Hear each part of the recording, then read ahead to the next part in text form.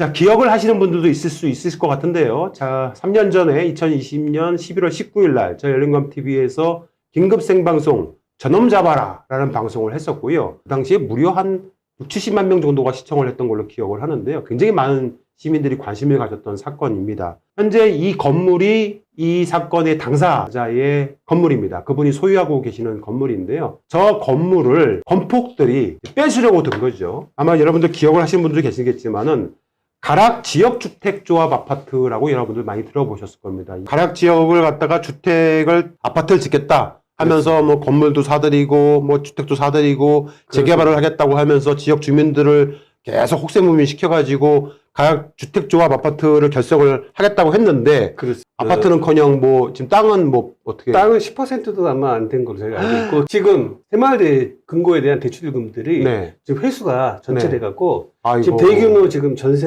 깡통 전세 사건이 야. 일어날 지금 어제부터 경매에 들어가기 시작했습니다. 그러면은 제가 볼 때는 이 지역 주택 조합으로 인한 아파트가 들어설 확률은 거의 0%. 그렇습니다.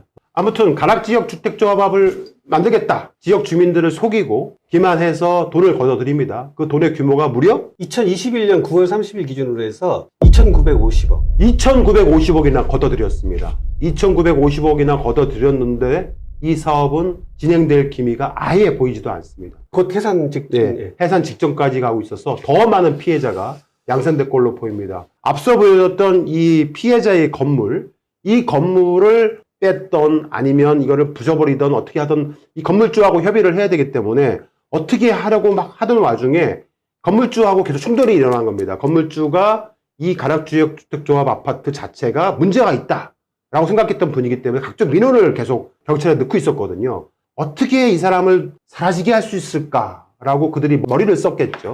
머리를 써서 저희가 추정하기로는 경찰과 혹은 검찰이나 법원의 일부 관계자들과 짜고 이 건물주를 괴롭혀서 이 사람으로 하여금 결국엔 두 손 두 발 다 들게끔 만들어야겠다라고 생각을 한 것으로 추정이 됩니다. 결국 어떤 일이 벌어졌냐면 이 사람을 갑자기 체포를 합니다. 그것도 가짜 체포영장으로. 한번 그 당시 어떤 일이 벌어졌었는지 녹취 파일이 있는데 한번 들어보시겠습니다. 아니 지금 잠깐만요. 안 가실 거예요? 잠깐만 기다리시라고요. 예, 해보세요. 여보세요? 네. 예, 제가 수배가 떨어졌답니다. 예? 아니 갑자기 은행을 와가지고요. 예. 지금 은행에서 지금 여기 저걸 띠러 왔는데 갑자기 와가지고 저한테 신분증을 달라요. 네. 들어보시면 아시겠지만 보통 이렇게 체포영장을 발부해서 체포를 할 때는 미란다 원칙을 고지하잖아요. 그다음에 일단 제일 먼저 영장을 보여줘야 됩니다. 영장을, 그렇죠. 영장 원본을 보여줘야 자, 돼요. 먼저 영장 원본을 보여주고 그다음에 나중에 이제 사본을 제시해 주는 건데 그걸 아예 하진 않네요. 안 왔습니다. 그냥 막무가내로 네. 개 끌듯이 그냥 목대를 잡아갖고 끌고 가고 나중에 보시겠지만 전치 2주에 상처까지 입혀요. 경찰이 이분을 이제 체포를 하는 과정에서 팔에 저렇게 시퍼렇게 멍이 들 정도로 저렇게 막 팔을 잡아당겨가지고 상해 진단서를 끊을 정도로 심한 그런 독직 폭행을 가했습니다. 아, 세상에 이런 일이 진짜. 그래서 지금도 네. 경찰차하고 경찰만 보면 네, 이 심장이 뛰고 이래갖고 네. 막 그 근처도 못 가고 네. 굉장히 지금까지 시달리고 있습니다. 자, 결국에는 방금 말씀드린 것처럼 체포영장을 먼저 보여주고 또 원본이겠죠. 딱 체포영장을 보여주면서 이제 미란다 고지를 하죠. 뭐 변호사를 선임할 수 있고 무피권을 행사할 수 있으며 뭐 하지 않습니까? 그런 내용이 전혀 없어요. 그냥 무조건 끌고 갑니다. 체포영장을 보여달라고 하니까 나중에 체포영장을 팩스로 보내줍니다. 팩스로 보내주는데 이 팩스로 보내주는 체포영장이 이게 아무리 봐도 석연치 않습니다. 체포영장이라고 이제 팩스를 보내주는데 네네. 형사소송법에 어떻게 되어 있냐면은 원본을 보여주고 그렇죠. 그 다음에 이제 나중에 이제 사본을 요구하면 사본을 이제 주도록 돼 있어요. 그렇죠. 근데 이거는 이제 팩스로 받았다는 얘기는 뭐냐면 원본이 아니죠. 얘기고 네. 처음부터 끝까지 원본이 제시 안 했기 때문에 그 당시에 그날에 있었던 모든 체포영장은 집행은 그 불법이라고 할 수가 있는 거죠. 형사소송법상. 지금 이거 무슨 뭐 살인죄로 된 것도 아니고 아니 지금 제가 무고죄인데요. 네. 무고죄로 체포를 하는 것도 전 보다 처음 봤지만은 네. 무고죄로 체포를 하는데 유효기간이 지금 몇 년이에요, 도대체가? 8년 좀 넘죠. 야, 8년 가까이 진짜 8년 반 정도.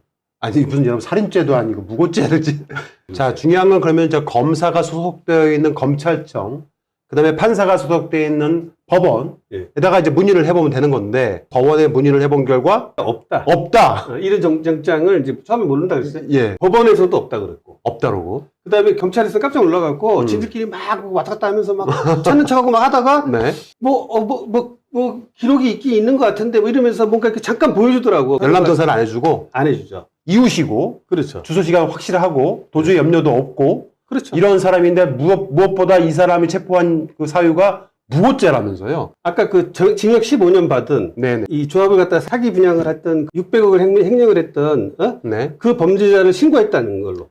아, 이제 퍼즐이 맞춰지네요. 네. 그 조합원의 조합장, 그 사람을 신고했다는 이유로 이제 무고죄로 이렇게. 뭐 신고한 것도 아니죠. 그러니까 네. 그런 문제에 대해서 네. 주민들로서 아까 피해자 대책위원회에서 계속 얘기를 하니까 네. 민원을 넣는 게 무고라는 거죠.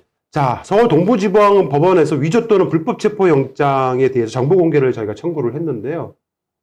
자, 보시는 바와 같이 발부 일자는 나오네요. 근데 증거 서류 목록은 확인 불가라고 나오고 아, 이거는 이제 나중에 나온 거고요. 나중에 처음에는 나온 없다 그랬어요. 없다고 했다가 없다가 예. 이제 우리가 이제 이런 영장이 있다 그러니까 네. 그걸 보고 그냥 그거만 그냥 그대로 이제 쓴 거예요. 지가 아, 우리가 그러니까 알려준 것만. 처음엔 정부 부존재라고 했다가 예. 우리가 왜 우리 이런 게 있는데 왜 우리는 이런 걸 받았다. 거기에 써 있는 내용 그대로 해가지고 이렇게 예. 그대로 그 내용만 이게 또 조작이네요. 조작이죠. 막 이런 식으로 이제 그대로 우리가 했던 나머지는 다 없고 네. 그대로 이제 우리가 했던 그 내용들만 그대로 그냥 막 형식적으로 만들어 놓은. 제가 이 눈을 봤는데 네. 요런 것들도 다 막 그 1년 전 도장이 아니라 네. 지금 막 찍은 스탬프가 아직 마르지는 거 같지 않는 그러니까 막 조작한 흔적이 보이는 이런 식이면 진짜 대한민국 체포 안 당할 사람 없겠네요. 그렇습니다. 그러니까 뭐 여기 보면 7일을 유효기한을 필요하는 취지야 그랬잖아요. 이게 지금 8년짜리잖아요. 네. 피의자 소재 불명으로 지명수배하기 위함인데 피의자가 왜 소재 불명이니까 자, 멀쩡히 계시는데 피의자 소재 불명으로 지명 수배하기 위함이라고 이렇게 되어 있는데요. 보시는 바와 같이 소재 파악이 너무 잘 됩니다. 이게 경찰하고 피해자하고 서로 주고받은 문자 내용이에요. 뿐만 아니라 서로 경찰하고 검찰하고 서로 전화 통화도 계속 하셨거든요. 피해자가. 왜냐면 여기 민원이 워낙 많아갖고 그러니까 1년에도 수십 번 수백 번을 통화하시는 분이에요. 경찰하고. 근데 무슨 소재 파악이 안 된다 그래요. 야 진짜 어우 막 우라통이 터집니다 지금. 이게 우리나라가 이렇게 네.